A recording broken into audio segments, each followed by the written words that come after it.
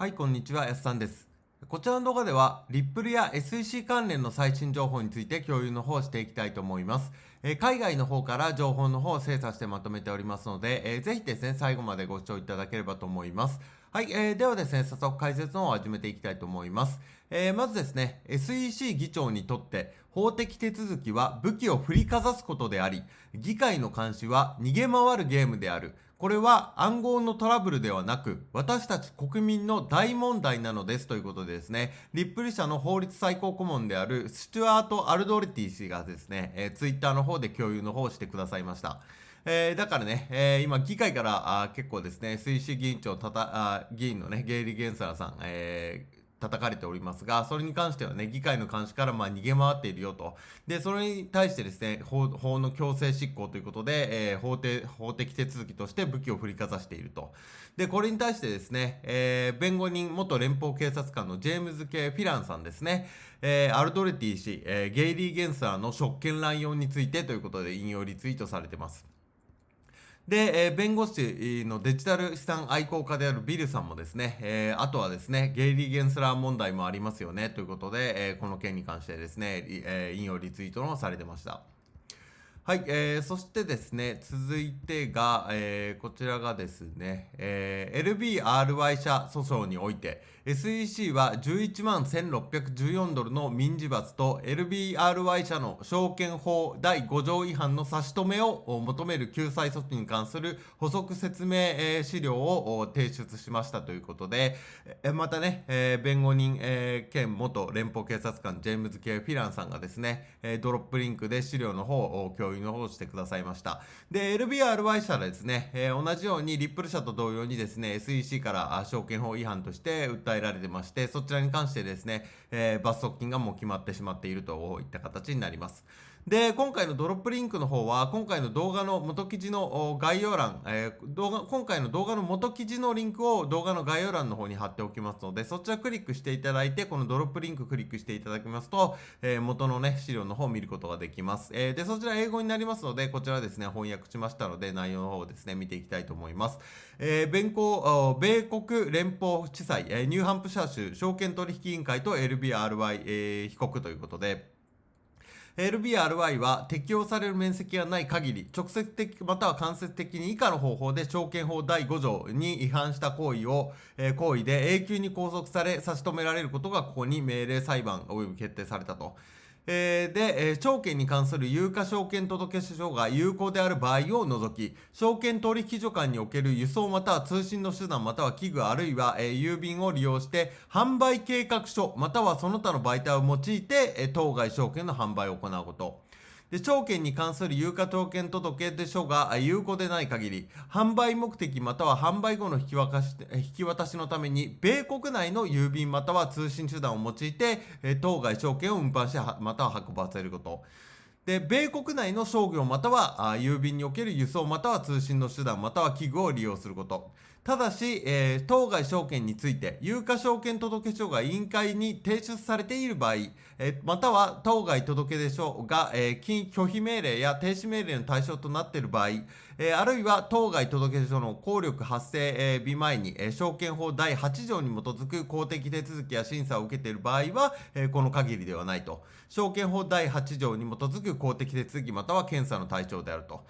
さらに以下の通り命令採決及び決定される、民法民事訴訟規則65に規定されているように、前述の段落は直接送達またはその他の方法でこの最終判決の実際の通知を受ける以下のものも拘束する、被告の役員、代理店、使用人、社員及び弁護人及び被告またはA に記載のものと積極的に協調または参加する他の人と。で、さらに、証券法第21条に従い、LBRY が、直接または間接的に未登録の暗号証券の募集に参加することを永久に抑制及び差し止めされることが命令裁定及び決定されましたと。で、さらに以下の通り命令採決及び決定される、民法民事、訴訟規則65に規定されているように、前述の段落は直接送達またはその他の方法で、この最終判決の実際の通知を受ける以下のものも拘束すると。被告の役人、被告の役員、代理店、使用人、社員及び弁護人及び被告または A に記載の人物と積極的に協調するまたは参加する他の人ということで、これは同じですね。で、さらに被告は証券法第20条に従い、証券取引委員会に対して11万1614ドルの民事罰を支払うことを命じられたと。日本円にして1500万ぐらいですかね。で、証券法第20条に従って、1500万程度の民事罰則を証券取引委員会に支払う。被告は本最終判決の確定後30日以内にこの支払いを行うものとすると。被告は支払いを電子的に、委員会に送金することができ、委員会は以下を提供する。詳細な電子送金、フェットワイヤーの指示は要請に、応じて提供されると。支払いは SEC のウェブサイト、Pay、からですね、を通じて、銀行口座から直接行うこともできると。被告はまた、証券取引委員会を支払い先とする支払い保証を小切手、銀行小切手、または米国郵便為替によって支払うこともでき、これらは以下の場所に配達または郵送されるものとするということで、振込先ですね。で、被告はこの最終判決に基づき、支払いが行われることを明記した事件名、民事訴訟番号等裁判所の名称、この、訴訟の被告としての LBRY を特定する書簡を、添付するものとすると。で、被告は支払いの証拠と事件の識別情報のコピーを同時にこの訴訟における委員会の弁護士に送信するものとすると。で、この支払いを行うことにより、被告は当該資金に対する全ての法的及び、実質的な権利、および利益を放棄し、資金のいかなる部分も被告に返還されないものとすると。で、委員会はこの最終判決に従って支払われた資金を米国財務省に送付するものとすると。で、委員会は法律で認められた全ての徴収手続きを用いて裁判所の罰則に関する判決を実施することができる。連邦債権回収手続き法を含む法律で認められたあらゆる回収手続きを利用して裁判所の罰則の裁定を執行することができる。また、この訴訟で出された裁判所の命令に違反した場合には、民事侮辱罪の適用を申請することができる。被告は28に従い、本最終判決の締結から30日後に支払うべき金額について、裁判後の利息を支払うものとすると。で、さらに当、裁判所は以下の事項のために、この問題の管轄権を保持することを命じ採決し決定した、本最終判決の条件を実施する目的で、この問題の再判権を保持するものとすると米国連邦地裁判事ということですね。で、これに対してですね、XRP 情報で、いつもまとめてくれているシェリーさんって方ですね、公式、式とかね、図解を使っていつもね、情報の方をまとめてくれている方なんですけども、この方がね、これに関してコメントしておりまして、この件で最も馬鹿げているのは、何百万ドルもかけて企業を破壊し、投資家に損害を与えたのに、SEC がわずか11万1614ドルしか持って帰らないということですと。だからこれのね、訴訟に何百万もかけてですね、この企業、LBRY を破壊してですね、それに伴った投資家っていうのもね、損害を与えたのに、たったのね、1500万、程度のね、資金しか賠償ね、求めないで、帰ってくってことだから、もう損失しか出てないですよね。だからそういったことで、コメントされてます。で、ビル・モーガン弁護士もですね、11万1614ドルの罰金のために何百万ドルも費やし、会社は財政的に破綻した。それが世の中の役に立つのですということでね、ちょっとね、これでコメントされてます。で、暗号通貨インフルエンサーのフーバーさんもですね、一番苦しいところ、LBRY が証券法第5条に違反することを差し止めるですと。こんなナンセンスな判決絶対に納得できない。つまり裁判官は LBRY が法律に違反することは許されないと裁定したわけですね、ということですね。で、当本人の LBRY のですね、CEO、ジェレミー・カウフマンさんはですね、このものをですね、引用しておりまして、ソーシャルメディアですね、今では誰もいなくなった20人以下のチームが連邦政府から完全に叩かれているのにもかかわらず、最大の Web3 ソーシャルネットワークを構築し、運営していることに、驚かされますということで、このようにね、LBRY のね、ソーシャルメディア、今構築してまして、例えばオデッセイ、YouTube YouTube に代わるですね、分散型ソーシャルメディアとされてるんですけども、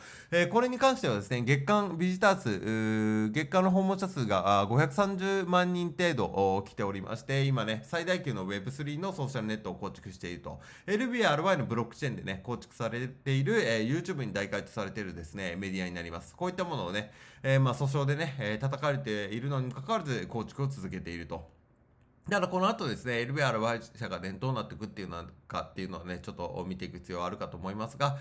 このようにね、プロジェクトの方はまだ継続的にね、進んでいるようです。はい、ということで、略式判決のね、先立ってですね、LBRY 社は負けてしまったんですけども、まだですね、リップル社の方は略式判決、継続しております。で、ジョン・ディートンさんとかはですね、5月に略式判決の結果が出るのかとかね、言っていたりとか、あとは4月っていう弁護士もいたりとか、あとブラッド・ガーリングハウスさん、CEO に関しては、あと6ヶ月後とかね、2023年年末っていう話も出てますが、いずれもね、憶測とか、推測に過ぎませんので、重要なのはトーレス裁判官がね、裁定を下すといったところになりますので、明確な期日っていうのは公開されておりませんので、今後ですね、またですね、情報の方出ましたら僕の方で、共有の方をしていきたいと思います。で、直近はここまでになります。で、僕の方はですね、今、リップル関連、SEC 関連ですね、あとはフレアネットワークス関連、ソルテニック関連、コアリウム関連、イノシス関連ですね、すべて毎日海外の方から情報の方を精査してまとめております。で、できるだけ動画も毎日配信できるように頑張っておりますので、よかったらまた別の動画もですね、見ていただければと思います。またですね、質問に関しても受け付けておりますので、動画の概要欄、コメント欄の方に、僕の公式 LINE のリンクの方ですね、貼っておきますので、何か気になる点とかですね、ございましたら、そちらの方にですね、ご連絡いただきましたら、僕の方でご対応させていただきますので、よかったらよろしくお願いいたします。はい、ここからはですね、宣伝になってしまいますが、限定公開安さん流ハイブリッド資産運用ということで、今仮想通貨で2万円の元手に10ヶ月で500倍の1000万円突破、現在専門知識経験不要の不労所得スターシステムを開発して、月利 20% 以上で資産爆増中、0から30万円稼ぐ秘密の裏技、爆発的に増やす自動売買システム、500倍に資産を増やすとメソッドですね。こちら僕の公式 LINE の方に登録してくださった方に、漏れなく全て無料でプレゼントしております。